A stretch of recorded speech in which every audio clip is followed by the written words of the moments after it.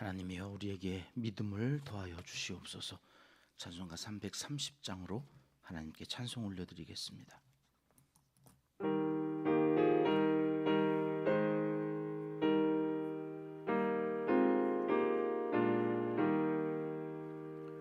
어두운 밤 시대리니 내 직분 지켜서 잔이슬 맺힐 때에 일찍 일어나 해 돋는 아침부터 힘써서 일하라. 일할 수 없는 밤이 속히 오리라. 어두운 밤 시대리니 내 직분 지켜서 일할 때 일하면서 놀지 말아라. 낮에는 수고하나 쉴 때도 오겠네. 일할 수 없는 밤이 속히 오리라. 어두운 밤 시대리니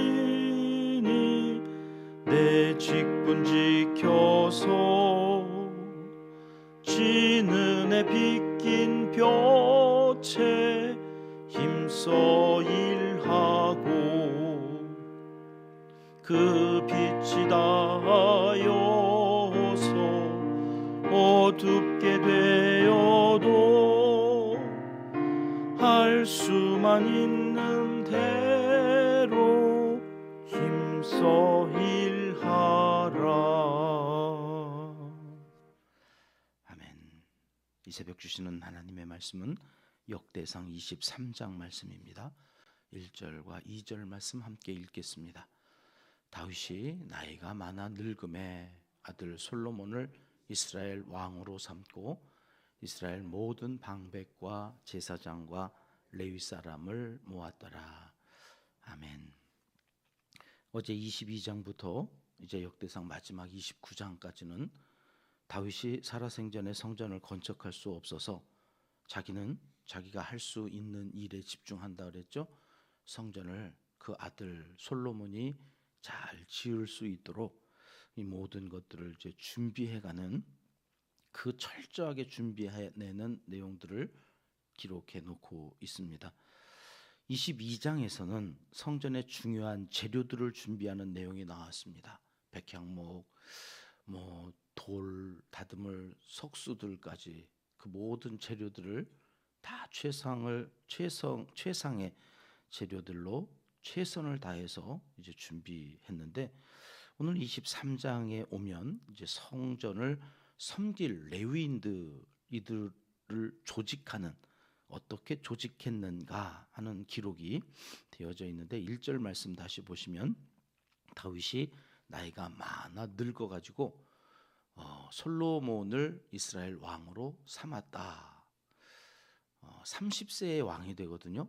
30세의 왕이 되어서 40년을 통치합니다. 유다 왕으로 3년 6개월, 그리고 나머지 시간은 온 이스라엘의 왕으로 40년. 몇 살이 된 거예요? 적어도 70살은 좋게 되어서 나이가 많이 들어 늙었다.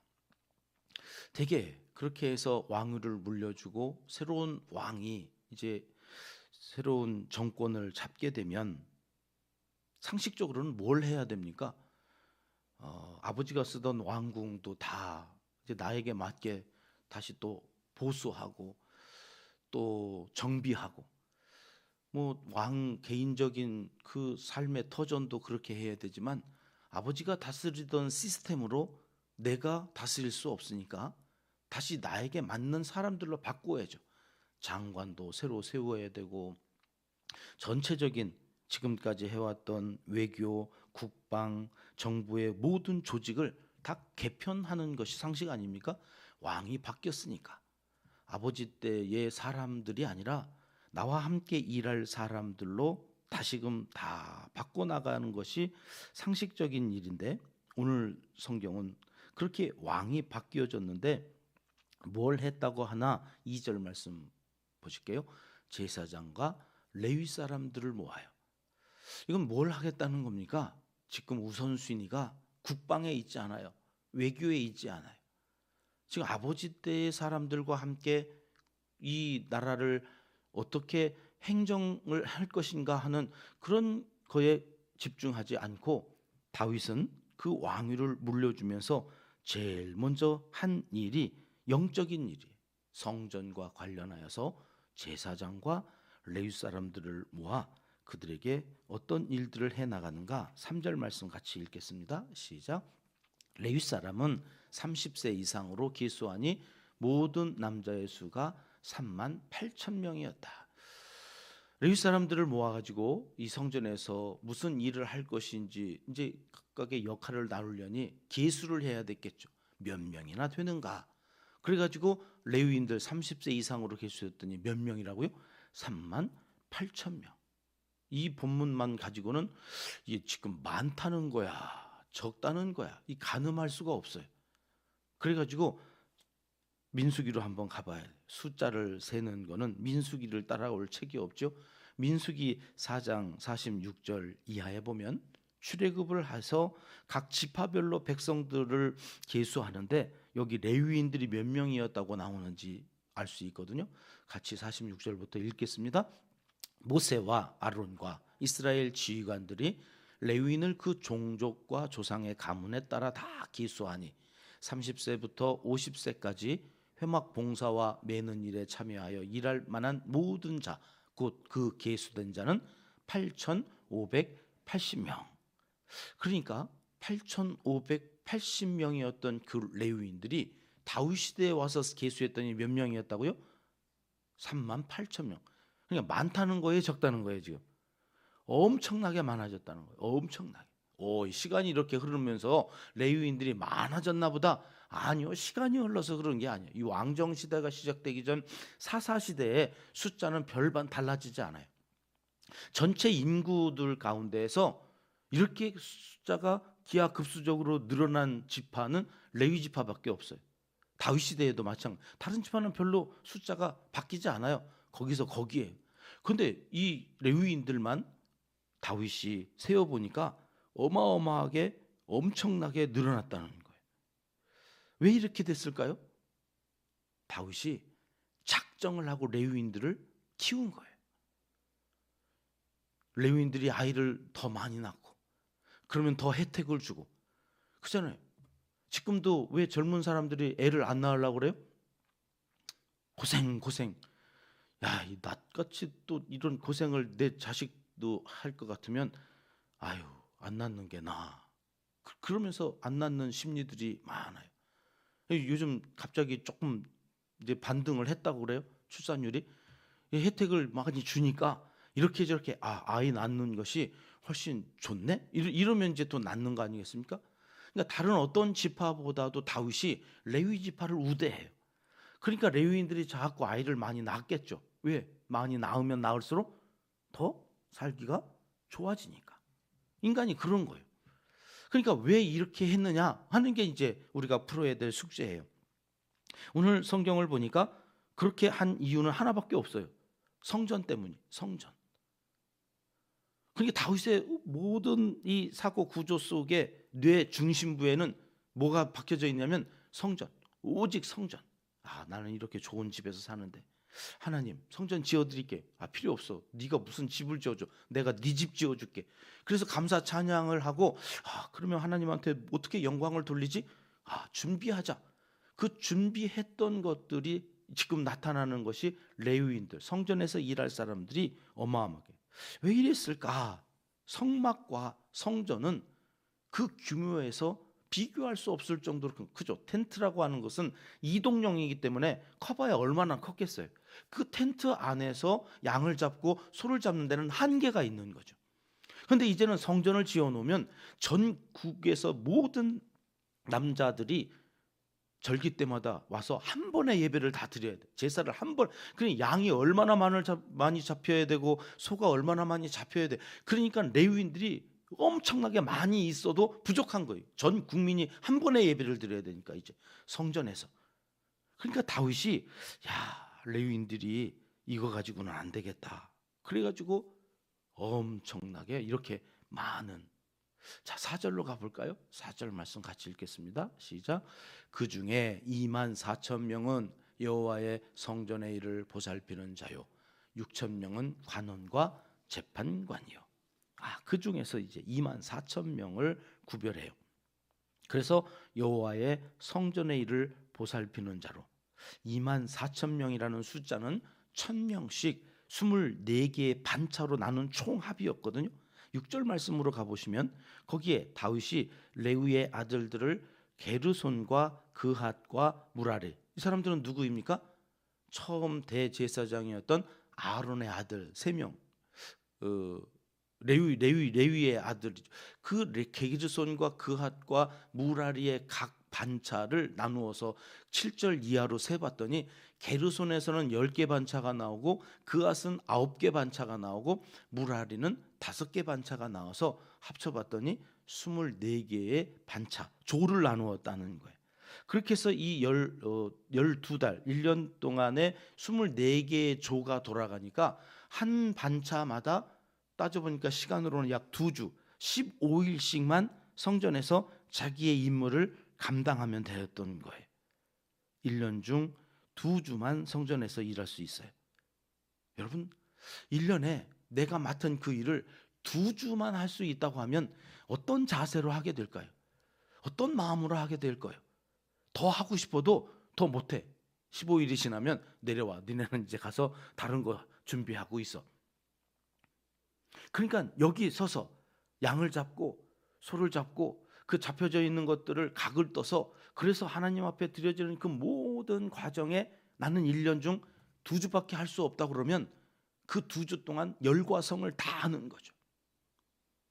거기에 집중하여서 거기에 최선을 다하고 그때의 진심으로 하나님 앞에서 제사하는, 그들을 통하여서 예배가 예배되고 제사가 되어지는 거예요.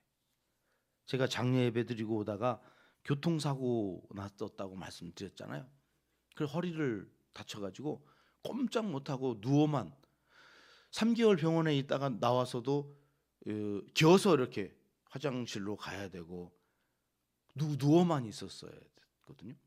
그리고 조금 좋아져서 사역을 할 수가 없어가지고 중2층 맨 꼭대기 뒷자리에 가서 이렇게 예배를 드리고 성도님들하고 같이, 그때 지금도 눈물 흘리면서 하나님 저 좀 고쳐주세요. 저 좀 저기에 서서 저도 예배 인도하게 해주세요. 목사가 돼가지고 예배 인도를 못하고 중2층 맨 저 뒤에서 이 예배를 드리는데요. 하나님 기름 부어서 세워서 목사 삼아 주셨는데 하나님 저도 예배 인도. 그 전까지는 그냥 목사니까 섰죠. 목사니까 맡겨주신 사명이니까 그냥 긴장하고 섰죠. 틀리지 않으려고, 실수하지 않으려고, 담임 목사님 설교하는데 방해되지 않으려고 준비하고 섰을 뿐이죠. 근데 제가 그렇게 다쳐서 한 1, 2년 예배 인도 못하고 꼬박 뒤에서 그렇게 회중하고 예배를 드리는데 여기 쓸 수 있는 게 은혜구나. 하나님 앞에서 내가 쓰임 받을 수 있는 게 복이구나. 그래서 고쳐주셔서 여기 이제 사역을 시작해서 섰는데요. 감동이 말로 다 할 수 없는 거죠. 긴장해요? 아니요. 그냥 세워주는 게 틀리거나 말거나, 그거는 하나님 앞에서 내가 성실하게 준비하고 진실되게 서서 하는데도 틀리는 건 뭐 어떡하겠어요, 인간이. 이제는 그 전에 예배 인도하던 그 부목사의 최후 영하고 그러고 나서 다시 기회를 주셔서 이제 서게 된, 그때 제가 결심한 게 있어요. 하나님, 한 번을 드려도 그 예배의 진심이고 최선이고 하나님 받으심직한 예배자로 서겠습니다. 강단에 세워주시면 무조건 감사함으로 감격함으로 서서 설교를 시키면 설교하고 예배 인도하겠으면 예배 인도하겠습니다. 그때부터 제 자세가 완전히 달라졌어요. 근데 여러분 이렇게 하지 않고 그냥 줄기장창 1년 내내 너 소잡고 양잡고 하여튼 그거 한 거 가지고 피비린내 나는 곳에서 하게 해보세요. 사람인즉 매너리즘에 빠져요. 어제 잡았던 양 또 잡는 거, 오늘 잡았던 소 또 잡는 거, 맨 피비린내 속에서 계속 그것만 해보세요. 아무런 감동도 없어요.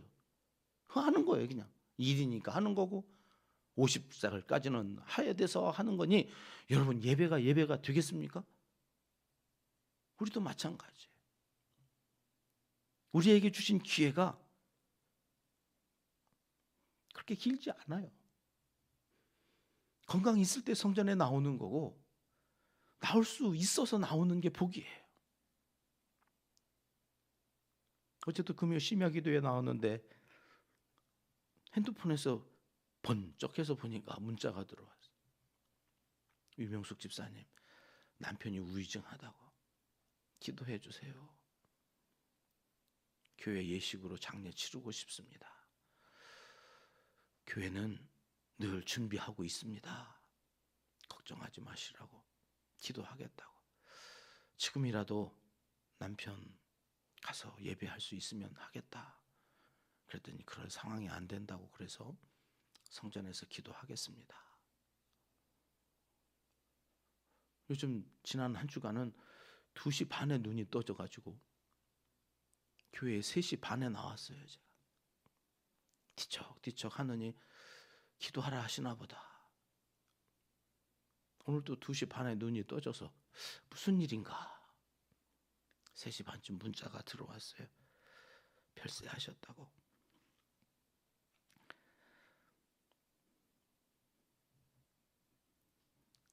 예수님이 내 구주라고 한 번만 얘기하고 가셨으면 좋았겠구만. 그 이후에 어떤 일들이 있었는지는 제가 아직 잘 몰라서 마음에 무거움이 있습니다만 그 사랑하는 아내를 통하여서 그 마음에 예수 그리스도 그 겨자씨 하나만한 믿음의 씨앗이 떨어졌었기를 기도하면서 오늘 새벽에 나오는데 이게 참 우리의 인생이 길지 않아요. 요한복음 9장 4절에 우리 예수님이 이렇게 말씀하셨습니다. 같이 읽겠습니다. 때가 아직 낮음에 나를 보내신 이의 일을 우리가 하여야 하리라. 밤이 오리니 그때는 아무도 일할 수 없느니라. 다윗은 레위인들을 불러서 24반차로 24,000명을 나누고 그들이 각 조 1,000명씩 24반차가 15일만 1년에 일하면서 그 15일 동안에 돌아가면서 1년 내내 진심인 그 예배가 최상의 예배가 되어지도록 함께 그 성전에서 일하는 사람들이 전심을 다하여 일할 수 있도록 시스템을 만들어 놓았다는 거예요. 다윗 이전에는 이런 일이 없었어요. 근데 다윗은 지금 성전이 있나요? 아니요. 성전이 무슨 레고입니까? 금방 따다닥 하면 지어지는 게 아니잖아요. 그 오랜 시간 성전이 지어질 때 조직을 해도 늦지 않잖아요. 아니 성전 지어놓고도 되게 조직을 하지요. 근데 다윗은 성전이 얼마만한 규모로 어떻게 지어질지도 몰라요. 근데 이제는 성막보다는 하여튼 일꾼이 더 필요하다 싶어서 레위인들을 육성해요. 그리고 그들을 이렇게 잘 조직해요. 성전이 없는데도. 그리고 그들이 성전이 지어졌을 때 이런 시스템으로 전심을 다하여 하나님 앞에 예배할 수 있도록 준비했다. 여러분 주일 예배를 어떻게 준비하고 어떤 마음으로 나오셔서 그 시간 하나님 앞에 예배를 드립니까? 몸만 와 있고 영과 혼은 여전히 세상 근심, 걱정, 자녀들 문제, 돈 문제, 건강 문제로 하나님 앞에 영광이 아니라 나에게 무슨 유익이 있을까? 나 여러분 나를 섬기면서 예배를 하고 있지는 않습니까? 오늘 이 새벽 여러분 어떤 마음으로 성전에 오르셔서 하나님을 대면하고 계십니까? 적어도 여러분, 우리의 삶이 늘 24시간 진심일 수는 없어도 예배드리는 이 짧은 이 시간만큼은 하나님 앞에 진심이어야 하지 않겠습니까? 여러분, 그러기 위해서 너는 15일만 일해라 하는 이 자세가 오늘 우리에게 도전이 되었으면 좋겠습니다. 왜요? 때가 아직 낮이어서 우리는 이렇게 드릴 수 있지만, 봉사할 수 있지만, 헌신할 수 있지만, 여러분, 그것도 잠시 잠깐, 곧 밤이 오면 아무도 그때는 일할 수 없다는 그 주님의 말씀을 우리가 귀담아 들어야 하기 때문입니다. 여러분, 우리에게 주신 예배할 수 있는 시간, 기도할 수 있는 시간, 그것을 그냥 흘려버리지 마시고 나에게 주어진 그 시간에 하나님 앞에서 예배할 수 있음이, 헌신하고 봉사할 수 있음이, 오늘 또 토요일이어서 이제 우리가 니시 새벽 기도를 향해서 나갑니다. 이 사순절만이라도 몸을 좀 만듭시다. 주일날 그렇게 광고했더니 오늘 이렇게 토요일 몸 만들기 위해서 또 함께 하시는 성도님들이 계시고 함께 하시는 집사님들이 계셔서 얼마나 감사한지요. 하나님이 기억하실 것입니다. 그렇지. 그렇게 준비하는 거지. 니시 새벽 기도에 부어주실 하나님께서 응답하실 그날을 기다리며 준비해 가는 거지. 여러분, 준비하는 것이 얼마나 귀한 일인지. 오죽하면 그 이름이 준비하시는 하나님 여호와 이레이겠냐. 우리에게 주시는 하나님의 말씀입니다. 오늘도 그런 믿음을 더하여 주시길 기도하시고 나아가셔서 최선으로 사명 감당하는 여러분들을 통해 예배가 예배되고 성전이 성전되어지는 그러한 은총이 우리와 우리 자녀손들에게 있어지시기를 하나님은 이 시간 간절히 원하시고 계십니다. 기도하겠습니다. 하나님 아버지, 일할 수 없는 밤이 오기 전, 성전에 나와 기도할 수 없는 상황이 펼쳐지기 전, 한 번이라도 더 진심을 다하여 하나님 앞에 나아가게 도와주시옵소서. 일하는 기쁨과 예배하는 감격과 오늘 또 그들에게 주시는 감사의 제목들을 빼앗기지 않고 누리며 살아가는 하나님의 사람들이 다 되게 하여 주시옵소서. 이제 못다한 기도를 주님 가르쳐 주신 기도로 하려오니 하늘에 계신 우리 아버지, 아버지의 이름을 거룩하게 하시며 아버지의 나라가 오게 하시며 아버지의 뜻이 하늘에서와 같이 땅에서도 이루어지게 하소서.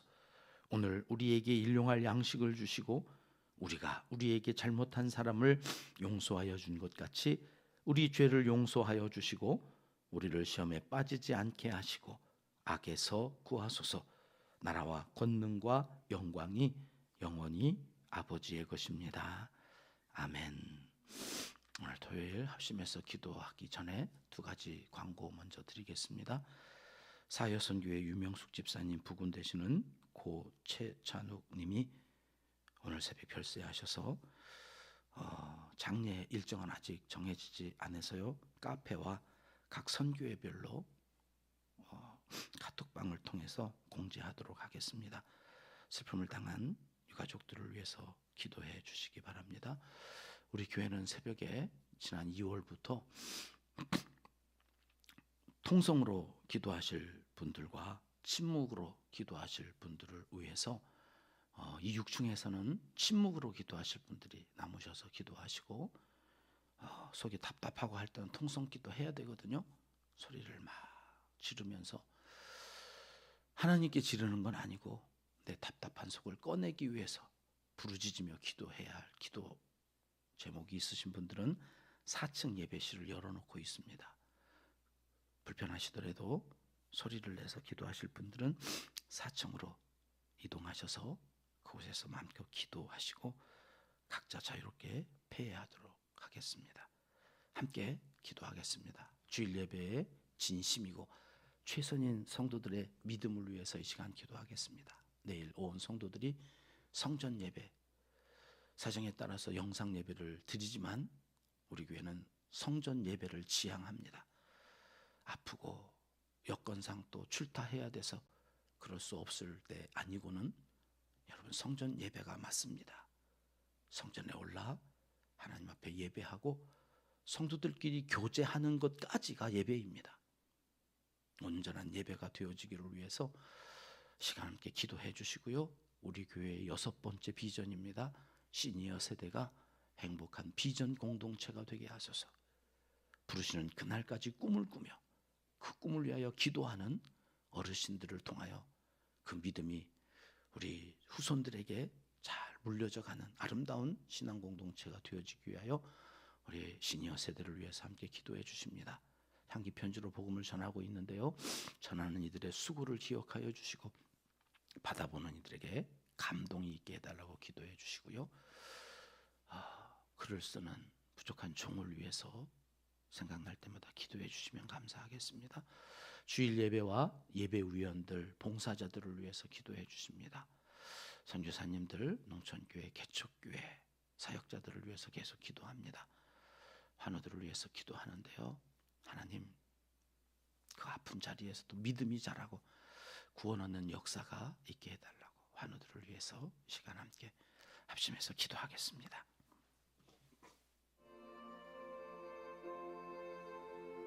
참 좋으신 우리 아버지 하나님,